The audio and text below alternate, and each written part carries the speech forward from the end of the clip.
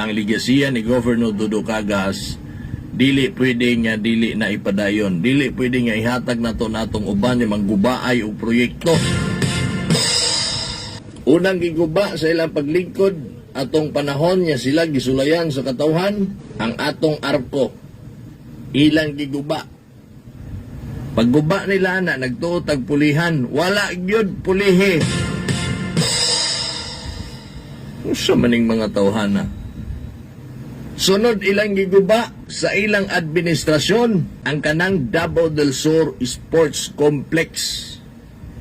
Kanang nakita ninyo ron yan nindot na kayo, gi-repair na lang na kanang Davao del Sur Coliseum, kanang Davao del Sur Olympic size swimming pool, gi-repair na lang na o gidungagan og Davao del Sur tennis court o kanang gitrabaho karon nga Davao del Sur Museum na anak tanan sulod sa sports complex kanang atbang sa Kapitolyo. Ha? Giguba na atong oposisyon sa mga kagas sa ilang panahon. Kana lang daan mosugot kahata nga ato tong ibalik. Kinsa mang buanga nga mga taga Davao del Sur nga mosugot anang mga ingon anak nga klase nga politiko nga manggubaay. Ha? Ilaha man gihapon ang kapartido ng building diha sang Gunayang Palalawigan building sulod sa Kapitolyo nga natabuna naglumot. Usik kay kwarta mga higala, wa na human ang SP building. Tanawa ninyo diha sulod sa Kapitolyo. Panahon na ni di na lang nako i-mention. Yung singgit diha kay dakong binuang na nga proyekto nila nga wa nila nahuman. Ha? Sige silang pasangil nga ang sports complex wa nahuman. Wa mo na buang, tanawa daw na ninyo. Wala si kilatig colored ana mga higala nga kaklaro og dayag ana sa katawhan nga human na. Daghan ag nakapahimulos anang atong sports complex diha. Nga moingon sila wa nahuman. Asa na discover si KZ Tandingan dinha sa atong Davao del Sur Coliseum during the time nga gipahigayon ang X Factor Philippines, pinakaunang X Factor Philippines na gipahigayon dinha diri sa atuang probinsya. What am I trying to say? Tungod ana nga proyekto na ay mga oportunidad nga nangabot sa ato.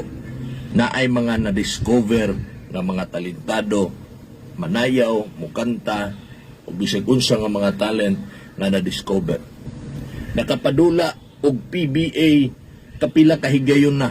Dili basta-basta na. Philippine Basketball Association. Alright? Pinakadako o pinakakaraang liga sa Pilipinas o sa tibuok kalibutan. Pinakakaraang liga. Pinakadako nga liga sa atong nasod, PBA. Kapila na nagdula. Kaya kung wala na, asa man mo na padulaon ng PBA din eh. Wala. Diba? Unya, giguba na. Imanin ninyo. Ayaw ninyo nagkalimti. Mayroon sila wala na human. Kabuang ko ninyo. Unsa ning among mata karton. Unsa din may kanang mga nanganha diha. Nag-cover din ha. Kanang mga graduation niya gipahigayon din ha. Kanang pag-tour namo sa mga tao, sa mga opisyalis, dina sa itong Davao del Sur Olympic size swimming pool. Unsa day na, nagdamgo rami na, nagdamgo? Ha? Karton ni among mata o kulang ni guot ning mga mata namo. Yang moingon mga wa mahuman, ang wala mahuman mga igala, ang proyekto nila. Ha? Ang proyekto nila din ha nga sa Gunayang Palalawigan building. Dili na nimo makita kay gilumot na. Dugay na nakatanggong diha. Wala gyud na puslan. Wa man unta tay pakialam ana, dili man unta ta makialam o di man unta ta magyaw-yaw ana kung ilaha lang unta ng kwarta gigamit ana. Nya kay kwarta man na to. Pundo man na sa to probinsya. Usik kayo mga bay. Magasto gani tagbalay. Wala ray milyon nga balay, muna na gani na to. Wapo na kay tan-aon. Ganahan na kay ta. Bahalag gamay. Samtang kato mga higala, pila ka milyon ang nagasto ato.